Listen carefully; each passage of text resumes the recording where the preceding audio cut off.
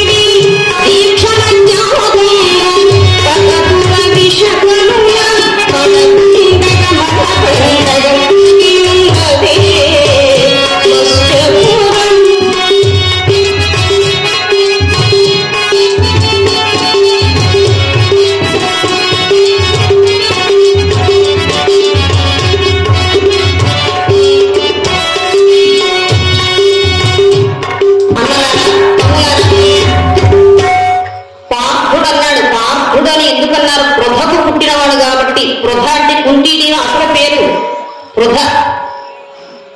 ఎందుకంటే సూరసేనుడు ఆమెను కన్న తండ్రి, యాదవ వంశంలో మహారాజు ఆయన. అయితే కుంతి భోజుడు అనేటువంటి స్నేహితుడికి పిల్లలు లేకపోతే పెద్ద కూతురు పృథను కుంతి భోజుడికి దత్తతగా ఇస్తే కుంతి భోజుడు కూతురు అయింది కాబట్టి కుంతీదేవి అయింది. కుంతి కుమారు అని కూడా అంటారండి. అసలు పేరు పృథ. అందువల్ల పృథకు పుట్టినవాడు కాబట్టి పార్థుడు. నాయన పాండవ మధ్యమా పార్థ. అయితే మత్స్య దేశం బాగుందంటావు. అవునన్నయ్య, చాలా సుభిక్షంగా ఉంది. పైగా విరాట్ రాజు గారికి పాండవులంటే మనమంటే మరి విపరీతమైన ప్రేమ, మిక్కిలి మక్కువ ఎక్కువ. పాండవ పక్షపాతి, చాలా ఉదారుడు, నిగర్వి, స్నేహశీలి, ధార్మిక చింతనాపరుడు, మంచి మనసున్నవాడు. చేత మనం ఆ విరాట్ రాజు గారి కొలువులో ఉందామన్నయ్య. మరి ఒక్కొక్కరిగా చెప్పండి, ఎవరు ఎలా ఉంటారో ఏమిటో.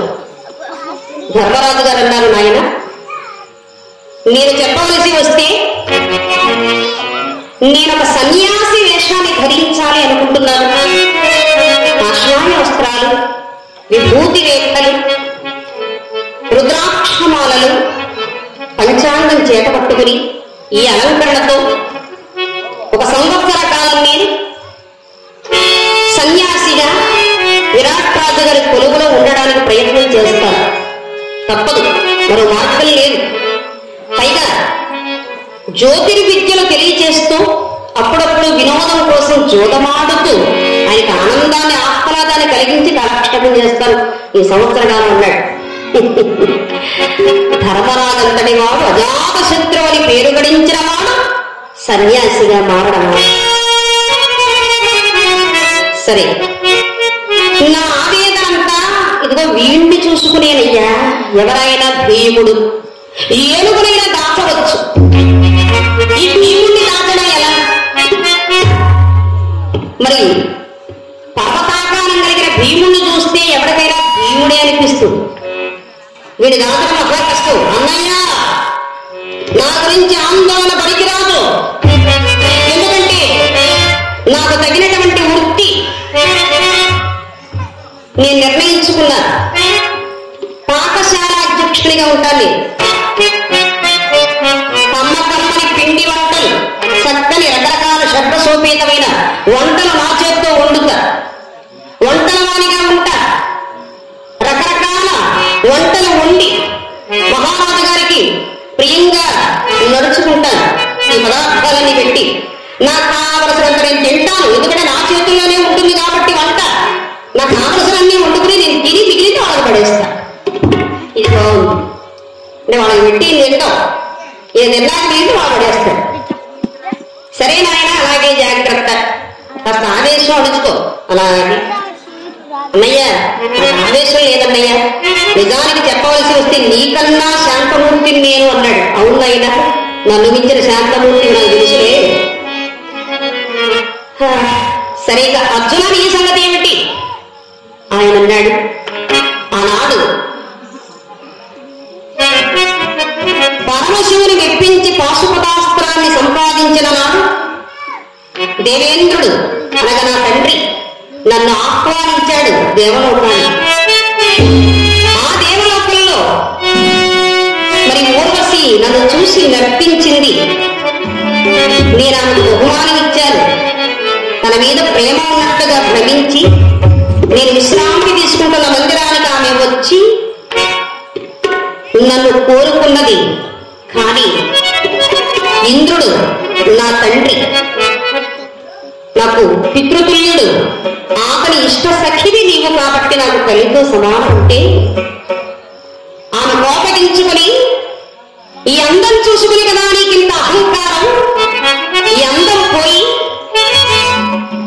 మరి నారీమణుల నడుము ఆడుపేడిగా మారి కాలం గడుపుతామని శపించింది. అన్నయ్య, నా పేరు బృహన్నర. అంచేత ఆ అంతఃపురంలో ఉండేటువంటి నారీమణులకు సంగీతం, నాట్యంలో శిక్షణ ఇస్తూ కాలక్షేపం చేస్తాను. సరే, మరి నకుల అన్నయ్య, నేను అశ్వశాస్త్రం బాగా చదివారు. అశ్వం అంటే గుర్రం, దాని హృదయం ఎలా ఉంటుంది అది నాకు బాగా తెలుసు. అశ్వశాస్త్రం బాగా తెలుసున్నాయా?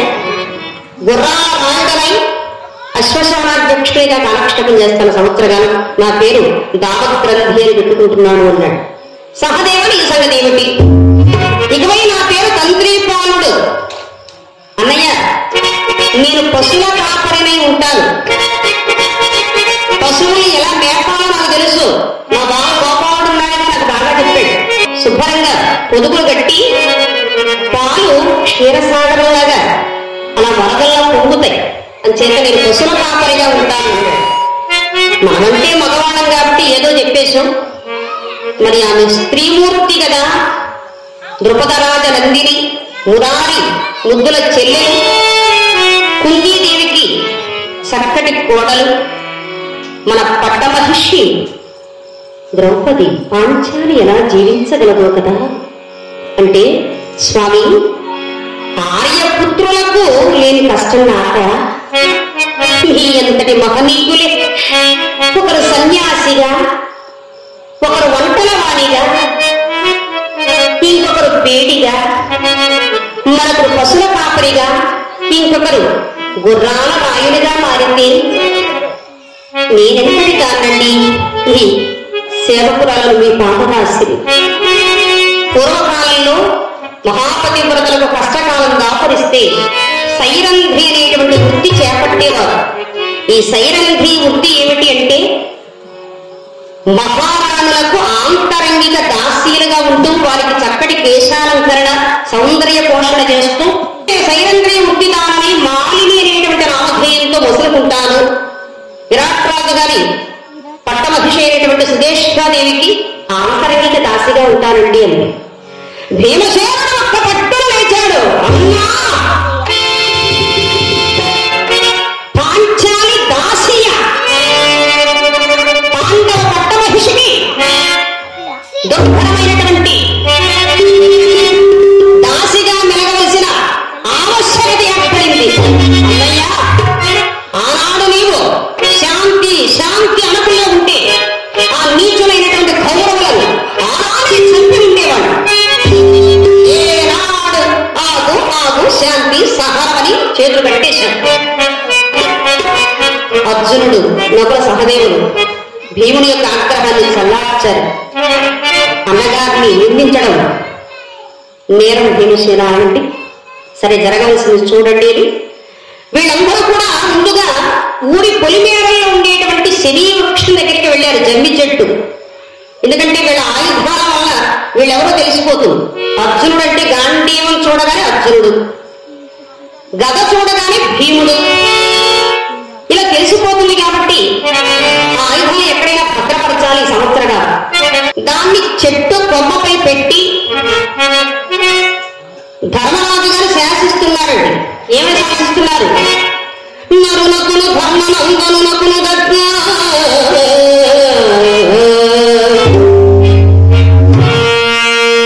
నరునకును ధర్మనందనుకులకు దగ్గా వరులకు భయంకరముగా మహారకములకు పట్టు అభిషమాప్తములనే యమధనోజుడు శాసించే ఆయుధములా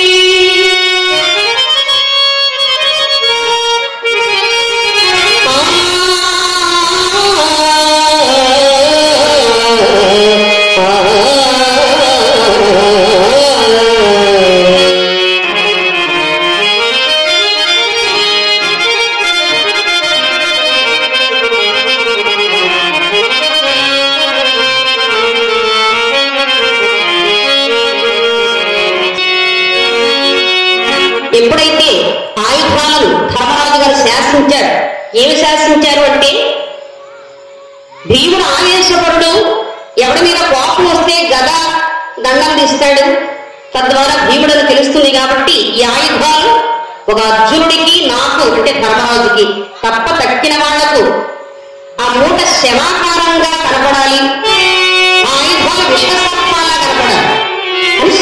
ప్రార్థించాడు ఆయన.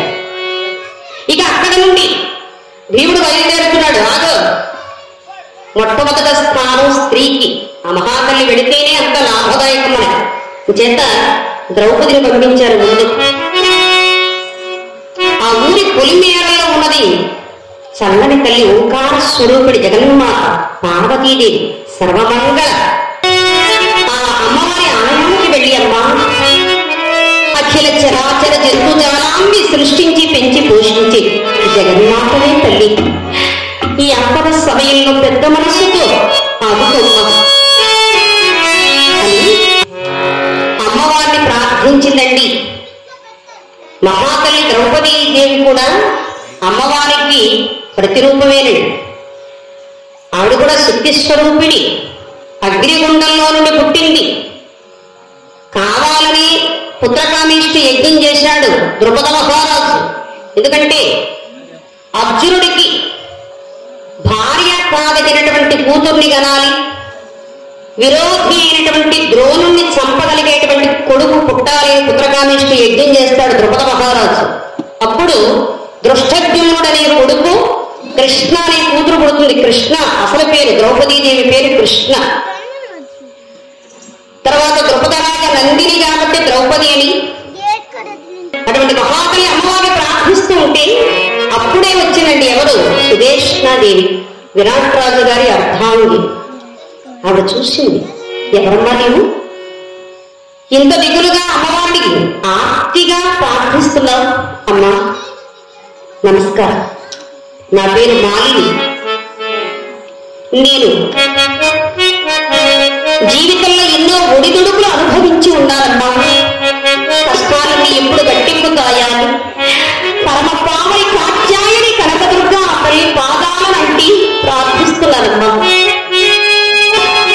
అమ్మా ఎవరి కోసం వచ్చారు, ఏ పని మీద వచ్చారు అంటే, అమ్మా ఈ రాజ్యాన్ని పరిపాలించే మహారాజు గారు విరాట్ రాజు గారు వారి అర్ధాంగి సుదేష్ణాదేవి గారికి ఆంతరంగిక దాసిగా ఉండాలన్నది నా అభిలాష. ఆ కారణం మీద వచ్చానమ్మా అంది. ఓహో అలాగా, ఆ సుదేష్ణ ఎవరో కాదమ్మా నేనేనమ్మా అంది. అమ్మా దయామయ్య వచ్చింది తల్లి, ఒక్క సంవత్సర కాలం నీకు సేవ చేసేటువంటి భాగ్యాన్ని కలిగించండమ్మా. నీవు దాసివా? చూడడానికి అలా లేవే, మాసిన చీర కట్టినంత మాత్రాన నీవు దాసి అవుతావా? ఆ ముఖేకి ఏమిటా తేజస్సు? ఏదో గంధర్వ నారిలా ఉన్నావే తప్ప అప్సరసని తలదల్లి అందం నీ సొంతం, నీవు దాసివేమిటి? కాదు కాదు, నీ అందం చూస్తే ఆడదానిపైన నాకే నీ పట్ల మోహం కలుగుతోంది. మరి నీవు నా దాసిగా ఉంటాను, నా అంతఃపుర కన్యగా ఉంటాను అంటున్నావు, వస్తానంటున్నావు. మా మగవాళ్ళ సంగతి ఏం చెప్పాలమ్మా, వాళ్ళ కళ్ళలో పడితే అంతే సంగతి. అని చేత అందులో మా తమ్ముడు ఉన్నాడు చూడు, వాడు మరీ ప్రమాదం. అమ్మా మీకు ఆ భయం ఎత్తలి, నా భర్తల గంధర్వులు ఎవరున్నారు, అనుక్షణం నన్ను అనుసరించి కంటికి రక్షణ కాపాడుతూ ఉంటారు. మీకు ఆ ప్రమాదం లేదమ్మా, నన్ను అంతఃపురంలోనే ఉండనివ్వండి. ఒకవేళ నేను దాసిగా నీకు సేవలు చేయాలంటే కొన్ని షరతులు ఉన్నాయండి. ఏమిటిది చూడండి, దాసిగా ఉంటున్నానని ఏమాత్రం ఆత్మాభిమానాన్ని చంపుకోలేదండి ఆవిడ. కొన్ని షరతులు కూడా పెట్టింది. ఏమిటవి? పొరిగింట్లకు నన్ను ఒంటిగా పంపొద్దు. పొరిగింట్లకు అది తీసుకురమ్మా ఇది తీసుకురమ్మా నన్ను పంపకూడదు, బయటకు రాను, ఉత్తమోత్తమురాలు కాబట్టి పొరిగింట్లకు నన్ను పంపవద్దు అని చెప్పింది. అంతేకాదు, మీరు తినగా మిగిలింది ఎంగిలి కూడు మాత్రం నాకు పెట్టద్దు, పస్తన్నా ఉంటారు కానీ ఎంగిలి కూడు మాత్రం తెలియనమ్మా అని చెప్పిందండి. అలాగేనమ్మా కూడా ఎంతకాలం కావాలంటే అంతకాలం ఉండలేదు, ఒక సంవత్సర కాలం. అలాగే తీసుకువెళ్ళింది. విజయవంతంగా ఈవిడ అంతఃపుర దాసిగా అక్కడ చేరింది. ఆ తర్వాత సన్యాసి వేషాన్ని ధరించి ధర్మరాజు గారు ఒక్కొక్కడుగు వేస్తూ వస్తూ ఉన్నాడు సభలోకి. విరాట్ రాజు గారు చూసి, అబ్బాయి ఏమిటిది, వేషం చూస్తే సాధువులా అనిపిస్తున్నాడు, ముఖంలో చక్రవర్తి లక్షణాలు కనిపిస్తున్నాయి అని ఆయన పిలవలేదు. అమాంత ఈయన ఆసనం దిగి నడుచుకుంటూ వెళ్ళాడు.